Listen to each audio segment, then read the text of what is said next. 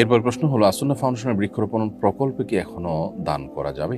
হ্যাঁ, আসন্না ফাউন্ডেশনের যে বৃক্ষরোপণ কার্যক্রম 2025 সালের শুরু হয়েছে সেটা এখনো চলমান আছে এবং পুরো বর্ষার মৌসুম ধরেই চলমান থাকবে। বিধায় আমরা এখনো কেউ চাইলে এই কার্যক্রমে সামিল হতে পারি, দান করতে পারি এবং প্রতিনিয়ত দেশের বিভিন্ন জায়গায় আমাদের বৃক্ষ বিতরণ এবং বৃক্ষরোপণের কার্যক্রম চলমান আছে।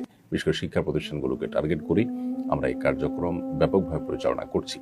অতএব কেউ চাইলে কোনো ফলদ বা বনজ কোনো গাছ রোপণ করবার জন্য আপনার তরফ থেকে আপনি আসন্না ফাউন্ডেশনকে দায়িত্ব দিতে পারেন। বাস্তবতা হলো যে বর্ষার মৌসুমে আমাদের যে কমন আমলগুলো আছে এর মধ্যে থেকে একটা আমল হলো বৃক্ষরোপণ করা, অর্থাৎ এর মাধ্যমে আল্লাহর সন্তুষ্টি অর্জন করে সাদকা জারিয়ার সওয়াব আমি পেতে পারি, এই সুযোগটা বর্ষাকালে আমাদের জন্য বেশি হয়।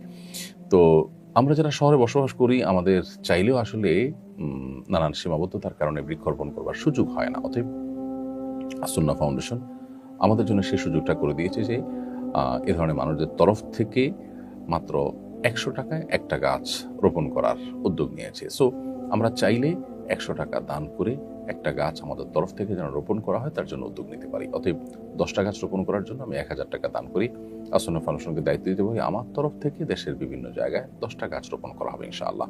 এই 10টা গাছ থেকে যদি একটা গাছও টিকে যায় এবং বেঁচে যায় তাহলে সেক্ষেত্রে সাদকা জারিয়ার সওয়াব যতদিনই গাছ থাকবে আমরা আমল যেতে থাকবে ইনশাআল্লাহ বিদিনিল্লাহ। নিজেদের তরফ থেকে, নিজেদের মৃত আত্মীয় স্বজনের তরফ থেকে আমরা এই আমলটি করতে পারি।